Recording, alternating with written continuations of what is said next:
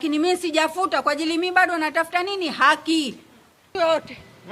Kwa hiyo hapa pakibomolewa, mjue mmemmaliza mtu mmoja duniani. Kama ikionekana niko sahihi mimi bwana, watu wako mjue kwamba katolewa roho mtu mmoja, madawa zake. Huyu mtu figo zake zimeharibika, huyu mtu moyo wake una matatizo, umekuwa maini yake yameharibika, ana sukari, ana pressure, ameparalyze, na mlezi wake ni mimi, mke wake.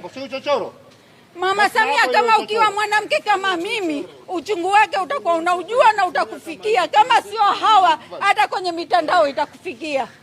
Hapa mimi sipabomoi.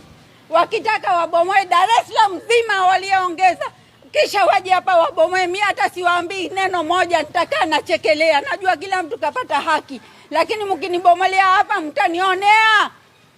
Inawezekana hata mimi mkanitoa roho kwa ajili mimi namlea huyu mzee hapa. Kama haki itendeke kweli, kila mtu abomolewe, kila mtu wa Dar es Salaam nzima, hizi nyumba za kota, kila mtu abomolewe.